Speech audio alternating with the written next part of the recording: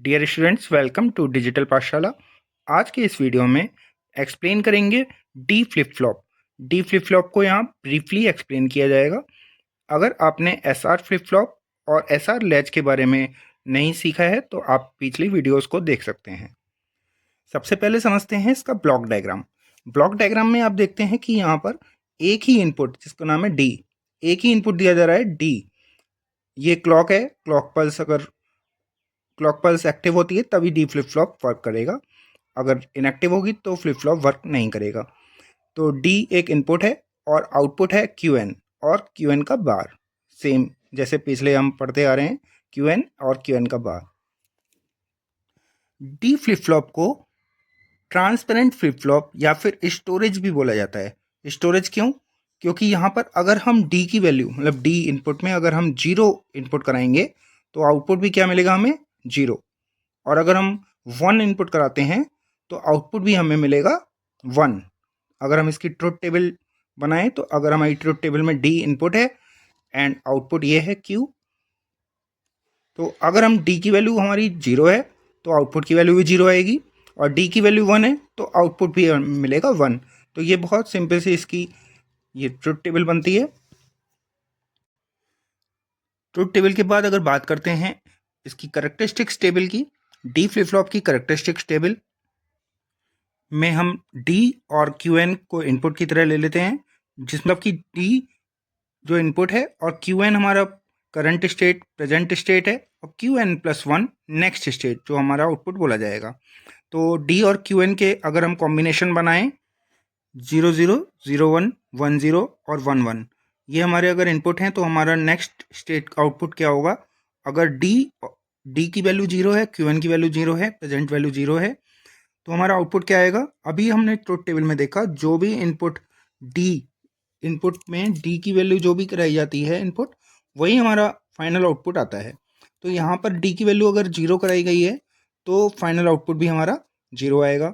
D की value zero है, final output zero आएगा। डिपेंड ही नहीं करेगा कि क्यू एन मतलब प्रेजेंट आउटपुट इसमें क्या है, जीरो है या वन है, इस पर डिपेंडेंसी ही नहीं रहेगी। तो टोटली इस पर डिपेंडेंसी ही नहीं रहनी है।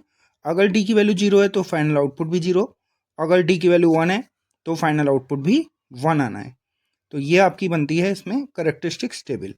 तो इस करेक्टरिस्टिक्स टेबल से अगर हम करेक्टरिस्टिक्स इक्वेशन बनाएं तो हमें कोई के मैप या कोई S O P min term max term बनाने की ज़रूरत नहीं पड़ेगी, बल्कि डायरेक्टली आपका जो क्यू एन प्लस वन है वो इक्विवेलेंट हो जाएगा डी के। ये हमारी करेक्टरिस्टिक्स इक्वेशन इसकी बनेगी डी फ्लिप फ्लॉप की। अब बाकी सभी फ्लिप फ्लॉप्स की तरह भी यहाँ पर भी एक्साइटेशन टेबल समझ लेते हैं। एक्साइटेशन टेबल में हमने बनाया क्यू एन और क्यू एन प्लस वन जो हमारे आउटपुट्स हैं, प्रेजेंट स्टेट आउटपुट और next state output.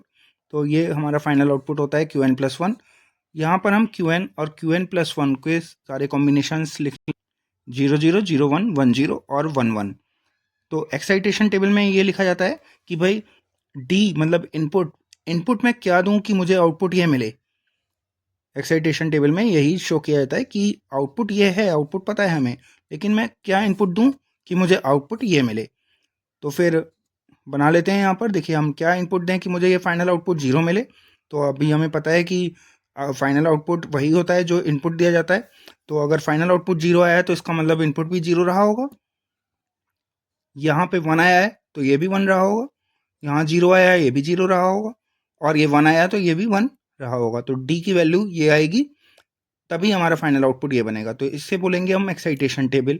Excitation table को हम इस करेक्टरिस्टिक्स टेबल से भी बना सकते हैं कि क्यू एन और Q N plus one zero zero कहाँ पर है, जीरो जीरो यहाँ पर है। तो यहाँ पर हमारी डी की वैल्यू क्या रही थी, जीरो। जीरो और वन कौन सी जगह पर हैं, जीरो और वन इस जगह पर हैं जहाँ पर डी की वैल्यू रही है वन, तो वन लिख दिया।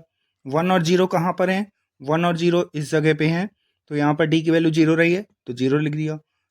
क्यू एन और क्यू एन प्लस वन दोनों ही वन इस जगह पर हैं, तो यहाँ पर डी की वैल्यू वन रही है तो वन लिख दिया। ऐसे भी आप एक्साइटेशन टेबल बना सकते हैं। तो अब समझते हैं डी फ्लिप फ्लॉप का सर्किट डायग्राम। सर्किट डायग्राम में भी आप ये देख रहे होंगे कि ये जो डायग्राम है वो same S R flip flop का डायग्राम बना हुआ है। सर्किट डायग्राम में एसआर फ्लिप फ्लॉप के बाद हम कुछ इसमें मॉडिफिकेशन करेंगे जिससे यह डी फ्लिप फ्लॉप बन जाएगा। इस डी फ्लिप फ्लॉप बनाने के लिए डी फ्लिप फ्लॉप में हमें पता है कि एक ही इनपुट होता है, तो यहाँ पर हम एक इनपुट लेंगे डी, दिस इज डी, और इस डी इनपुट को इन्वर्टर लगाने के बाद इसे इस दूसरे वाले नैंड गेट में भी इनपुट करा देंगे। ये बन जाएगा डी फ्लिप फ्लॉप का डायग्राम। इसकी वर्किंग देख लें एक बार कि अगर डी की वैल्यू 0 है, सपोज हमने डी की वैल्यू इनपुट कराई 0, तो 0 अगर यहाँ इनपुट आई है तो 0 यहाँ आया और 0 का इन्वर्टर मतलब 1 इस तरफ आया। क्लॉक पल्स 1 है, क्लॉक पल्स दोनों जगह 1 होगी। एक बार आपका यहाँ पर नैंड गेट में 0 इनपुट हो रहा है तो फाइनल आउटपुट हमें पता है कि क्या आता है, 1 आता है।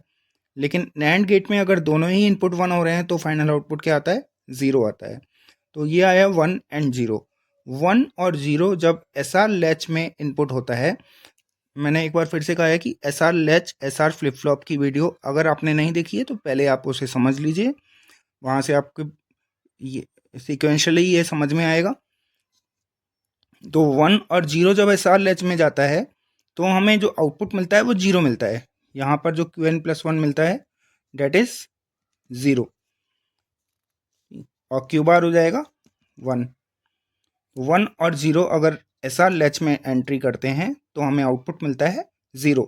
तो इनपुट हमने कराया था 0 और फाइनल आउटपुट भी हमें मिला 0। यही अभी हमने ट्रुथ टेबल में पढ़ा था, इनपुट 0 कराया तो फाइनल आउटपुट हमें 0 मिलेगा।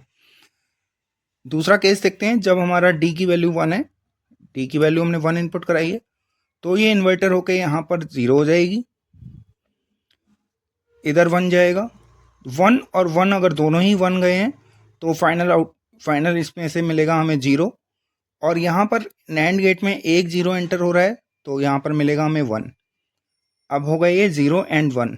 0 एंड 1 एसआर लैच में एंटर होते हैं तो हमें आउटपुट मिलता है 1। एसआर लैच की टेबल से आप ये देख सकते हैं, समझ सकते हैं कि 0 और 1 जब एसआर लैच में एंटर होते हैं तो आउटपुट मिलता है हमें 1। तो इट मीन्स फाइनल आउटपुट हमें 1 मिला। कब? जब इनपुट 1 था। जब इनपुट 1 था तो हमें फाइनल आउटपुट भी 1 मिला। तो यह आपका circuit diagram D flip flop का। इसी तरह से आगे के फ्लिप फ्लॉप्स भी हम आगे वीडियोस में कवर करेंगे। Thank you.